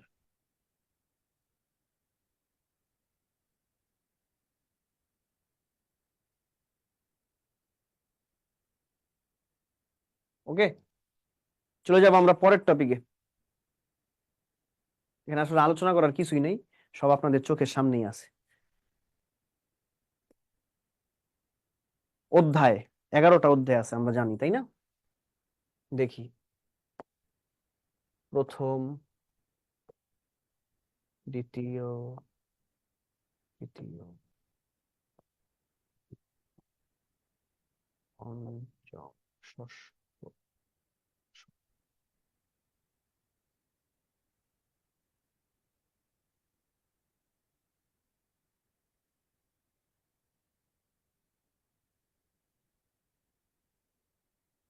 প্রথম অধ্যায় হচ্ছে প্রজাতন্ত্র, দ্বিতীয় অধ্যায়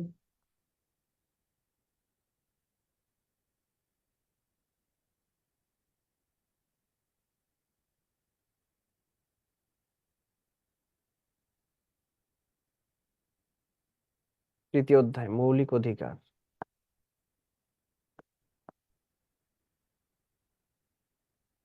চতুর্থ অধ্যায়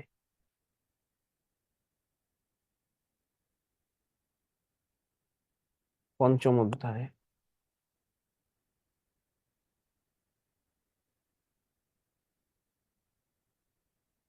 সপ্তম অধ্যায় নির্বাচন কমিশন, অষ্টম অধ্যায় মহা হিসাব,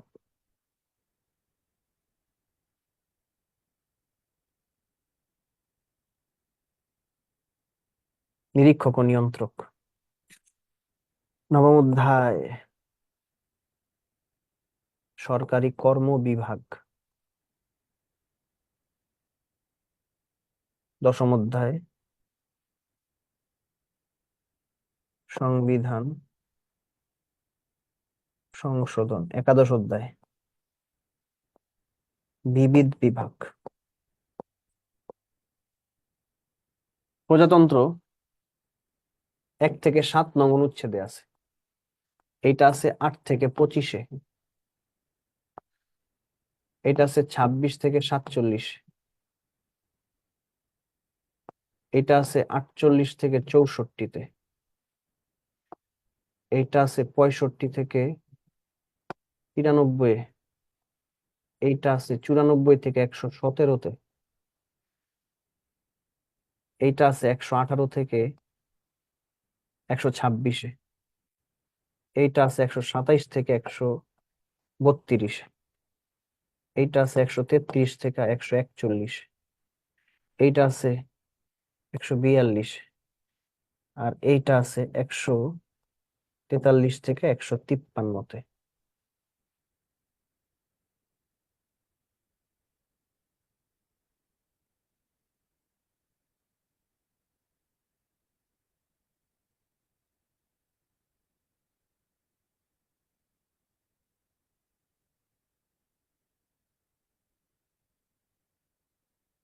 পরীক্ষায় প্রশ্ন আসে যে মৌলিক অধিকার সম্পর্কিত অধ্যায়টি কত নং? 3 নং।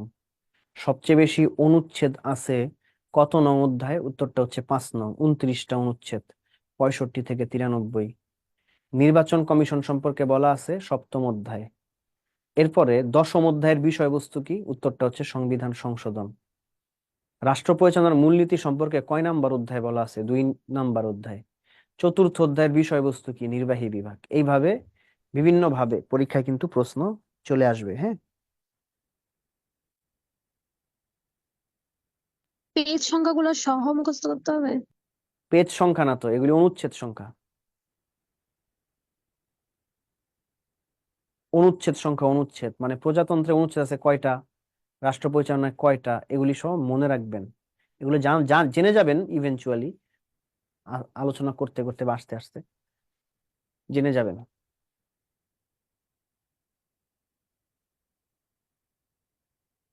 ওকে, লিখেছেন তো না? জি স্যার। আরেকটা টপিক বাকি আছে, সেটা হচ্ছে কি প্রজাতন্ত্র। লিখে একটা হেডলাইন দিবেন। কোনটায় অনুচ্ছেদের সংখ্যা সব থেকে বেশি বললেন? এই যে আইন বিভাগে দেখেন এখানে 29টা আছে, আর এইখানে সবচেয়ে কম একটা আছে। সংশোধন। হ্যাঁ, আইন বিভাগে সবচেয়ে বেশি অনুচ্ছেদ আছে, আর সবচেয়ে কম আছে সংবিধান সংশোধন এই অধ্যায়ে।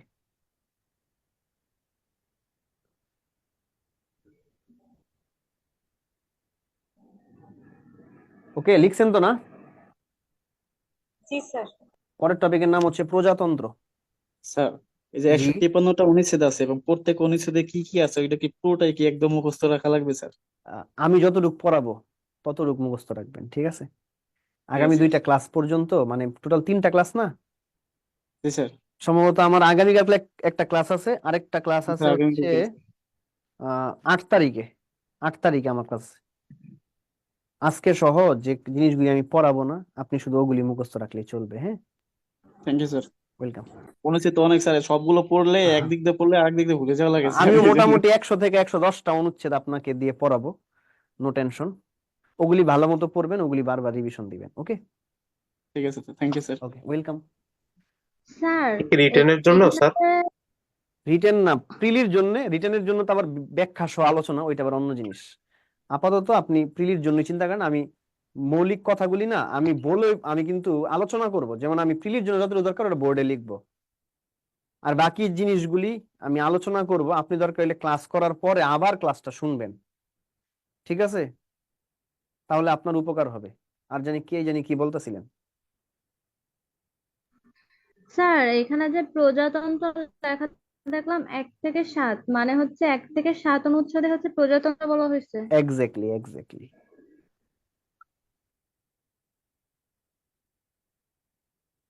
ওকে, তো টপিকের নাম হচ্ছে প্রজাতন্ত্র।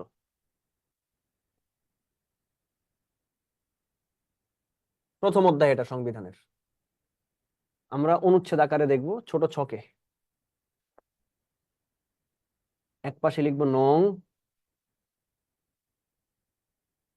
আরেক পাশে লিখবো বিষয়। এইভাবে একটা আপনারা 1 পৃষ্ঠা নিয়ে ছকে এঁকে ফেলেন।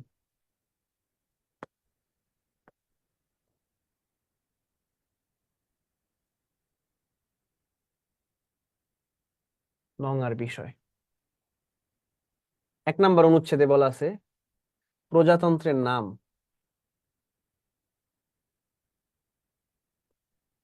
নামটা আমরা সবাই জানি, নামটা কি? আমাদের বাংলাদেশের নাম কি? গণপ্রজাতন্ত্রী বাংলাদেশ। গণপ্রজাতন্ত্রী বাংলাদেশ, অর্থাৎ people's republic of Bangladesh. Okay, 2 number, প্রজাতন্ত্রের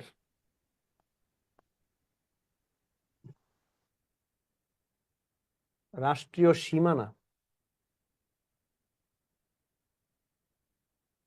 2 এর ক, প্রজাতন্ত্রের ধর্ম। রাষ্ট্র ধর্ম। কি বলেন তো রাষ্ট্র ধর্ম? ইসলাম। ইসলাম, সংখ্যাগরিষ্ঠের ভিত্তিতে, তবে অন্য সকল ধর্মের সমান মর্যাদা। হ্যাঁ, 3 নাম্বার, প্রজাতন্ত্রের ভাষা। এটা 45 BCS এ আসছিল। প্রজাতন্ত্রের ভাষা কয়টি বলেন? একটি স্যার, বাংলা। একটি। আর সংবিধানের ভাষা 2টি। সংবিধানের ভাষা 2টি, আর প্রজাতন্ত্রের ভাষা 1টি। হ্যাঁ, মনে রাখেন, এগুলি নিয়ে পরীক্ষায় ঝামেলা করে। এরপরে হচ্ছে 4 হচ্ছে প্রজাতন্ত্রের জাতীয় বিষয়। 4 1 যে দফাটা ওইখানে বলা আছে প্রজাতন্ত্রের জাতীয় সঙ্গীত। 2 বলা আছে প্রজাতন্ত্রের জাতীয় পতাকা। 3 বলা আছে প্রজাতন্ত্রের জাতীয় প্রতীক। স্যার এই 3টে জাতীয় বিষয় স্যার। এই 3টাই হচ্ছে সাংবিধানিক ভাবে প্রজাতন্ত্রের জাতীয় বিষয়। হ্যাঁ, 4 ক, জাতির পিতার প্রতিকৃতি সংরক্ষণ।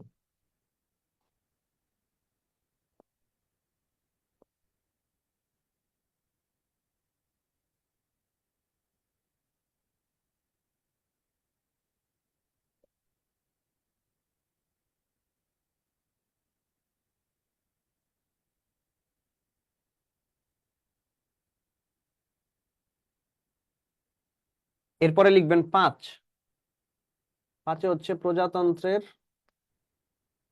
রাজধানী।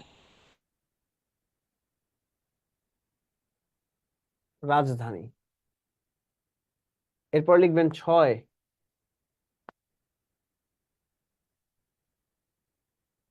নাগরিকত্ব। 6 1 নাগরিক হওয়ার শর্ত, সুবিধা, দায়িত্ব ইত্যাদি।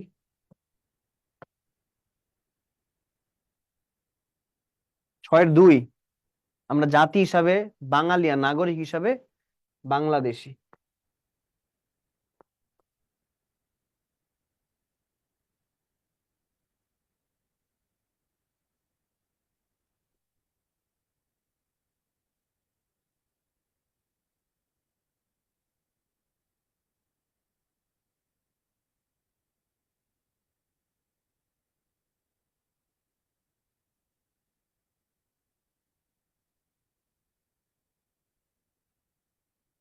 7 সংবিধানের প্রাধান্য।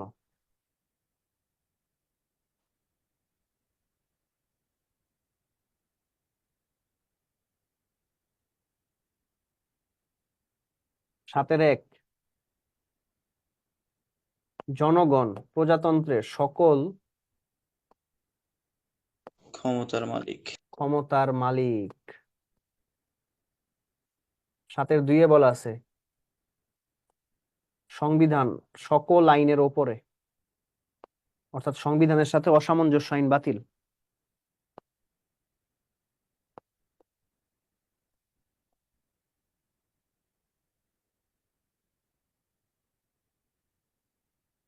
সাতের ক যে উপদফাটা, ওইটাই বলা আছে সংবিধান বাতিল রহিত ইত্যাদি অপরাধ।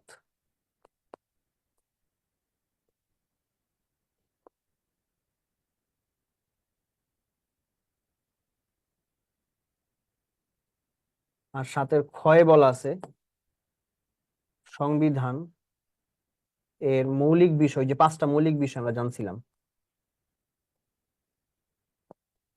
41 BCS এ আসছে, সংশোধন অযোগ্য। অযোগ্য। সংবিধানের যে 5টা মৌলিক বিষয় আছে সেগুলো সংশোধন অযোগ্য।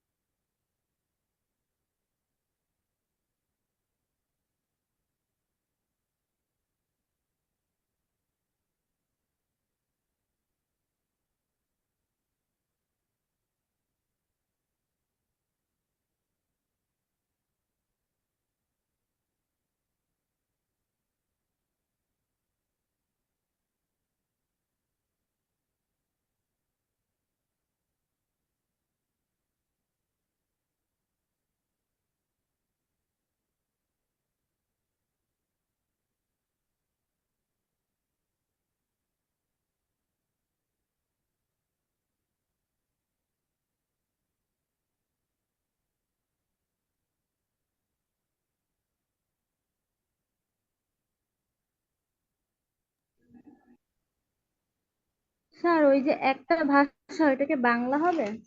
হ্যাঁ, বাংলা বাংলা।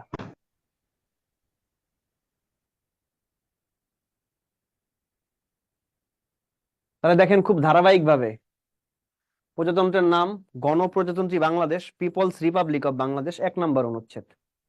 রাষ্ট্রীয় সীমানা 26 মার্চ 1971, স্বাধীনতার ঘোষণার পূর্বে পূর্ব পাকিস্তান ভূখণ্ডটি বর্তমান বাংলাদেশ। রাষ্ট্রধর্ম ইসলাম, তবে অন্য সকল ধর্মের সমান মর্যাদা, 2-এর ক উপদফা। সংবিধানের ভাষা একটি, সেটি হচ্ছে আমাদের মুখের ভাষা, আমাদের মায়ের ভাষা বাংলা। মোদের গরব, মোদের আশা, আমরি বাংলা ভাষা, অতুল প্রসাদ সেন। 3 নম্বর অনুচ্ছেদ। জাতীয় বিষয় সম্পর্কিত অনুচ্ছেদ 4, জাতীয় বিষয় হচ্ছে এই 3টি। জাতীয় সঙ্গীত আমার সোনার বাংলা, তবে আমাদের জাতীয় সঙ্গীত হিসাবে গৃহীত হয়েছে প্রথম 10 লাইন। রাষ্ট্রীয় অনুষ্ঠানে বাজানো হয় প্রথম 4 লাইন। এটি বঙ্গভঙ্গের প্রতিবাদে 1905 সালে রবীন্দ্রনাথ ঠাকুর রচনা করেছিলেন, আর এটি রবীন্দ্রনাথ ঠাকুরের গীতবিতান কাব্যের স্বরবিতান অংশের স্বদেশ পর্যায়ে অন্তর্ভুক্ত আছে। জাতীয় পতাকা, আমাদের জাতীয় পতাকা হচ্ছে সবুজ ক্ষেত্রের মধ্যে লাল বৃত্ত, যেখানে সবুজ বোঝায় হচ্ছে আমাদের সুন্দর সবুজ নির্মল পরিবেশ প্রকৃতি, এবং হচ্ছে আমাদের ইয়টনেস ভাইগরিটি, অর্থাৎ আমাদের সজীবতা, আমাদের যে তারুণ্য এবং পজিটিভ অ্যাটিটিউড টুয়ার্ডস এনিথিং। এবং লাল দিয়ে বোঝায় হচ্ছে বুকের রক্তে লিখেছি একটি নাম বাংলাদেশ, অর্থাৎ বুকের লাল রক্ত ঢেলে দিয়ে অর্জন করেছি আমাদের বাংলাদেশের স্বাধীনতার সূর্য, লাল সূর্য। এরপরে আছে জাতীয় প্রতীক। জাতীয় প্রতীক খুব সিগনিফিক্যান্ট একটা জিনিস। এটাতে একটা ফুল আছে, ফুলটা হচ্ছে শাপলা। 3টা পাট পাতা আছে, 3টা পাট পাতা আছে, 2 পাশে 2টা করে 4টা তারকা চিহ্ন আছে, 5টা পানির ঢেউ আছে, আর 2 পাশে একটা করে 2টা ধানের শীষ আছে। 4-এর 3 নম্বর দফা। জাতীয় 2 পাশে কয়টা? পাট পাতা হচ্ছে 3টা পরস্পর সংযুক্ত, 2 পাশে না।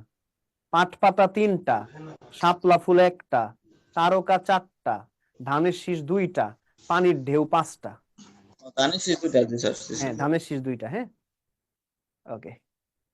জাতির পিতার প্রতিকৃতি সকল সরকারি, আধা সরকারি, স্বায়ত্তশাসিত প্রতিষ্ঠান, সকল শিক্ষা প্রতিষ্ঠান, বিদেশি এবং কূটনৈতিক মিশনগুলোতে জাতির পিতার প্রতিকৃতি সংরক্ষণ করা হবে।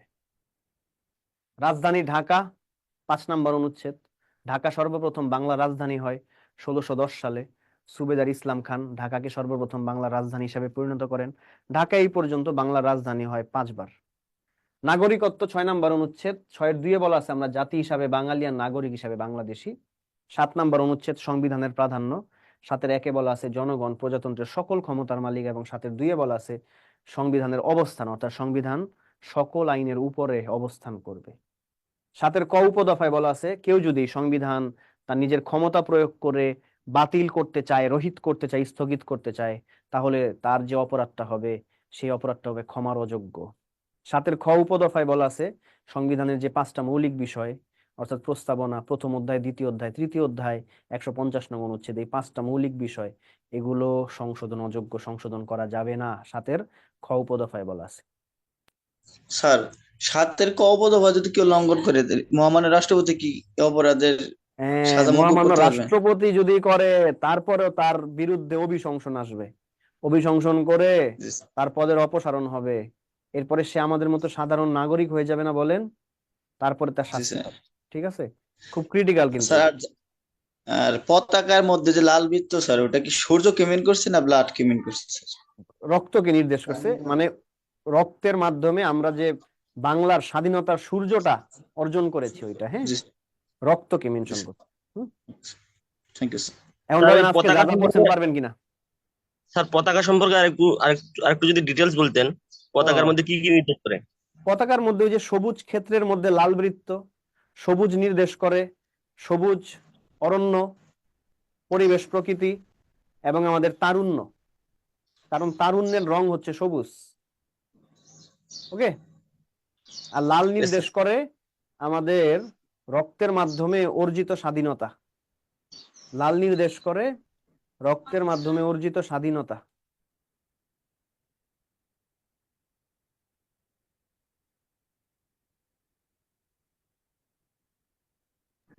এখন বলেন। স্যার কোন পাঁচটা আছে হচ্ছে বাতিল করা যাবে না? এই যে 7-এর ক্ষয়ে প্রস্তাবনা, প্রথম অধ্যায়, দ্বিতীয় অধ্যায়, তৃতীয় অধ্যায় আর 150 নম্বর অনুচ্ছেদ, এই 5টা। ওকে, স্যার প্রস্তাবনা, প্রথম অধ্যায়, দ্বিতীয় অধ্যায়, তৃতীয় অধ্যায় আর 150। জি। তো বলেন পারবেন কিনা। Yes sir. অবশ্যই পারতে হবে।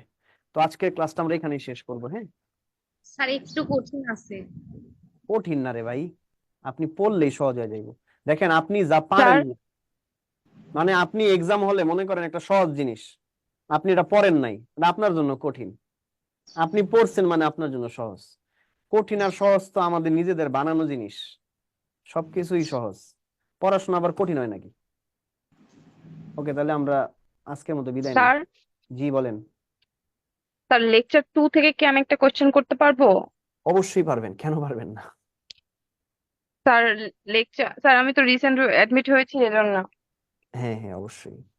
আচ্ছা, লেকচার 2 তে মোগল আমলের স্যার সম্রাট আকবরের গায়ক ছিলেন তানসেন। তানসেন, আহ তার উপাধি জি, হচ্ছে বুলবুল ওনাকে হিন্দ। জি।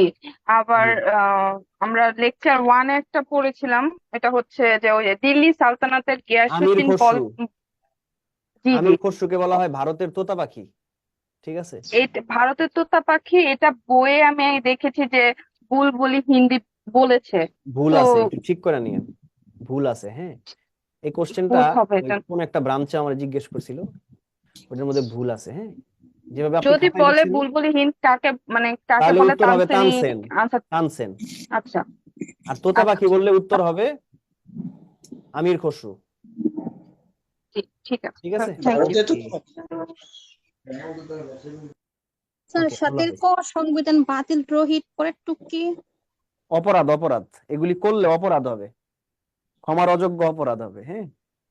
রাষ্ট্রপতিও যদি করে, রাষ্ট্রপতিও কিন্তু এই অপরাধ থেকে মুক্তি পাবে না, তার পদের অপসারণ হবে, তারপর শাস্তি হবে। Thank you sir. স্যার এই জাতীয় সঙ্গীত এটা কি হচ্ছে বঙ্গভঙ্গের সময় রচিত হয়েছিল?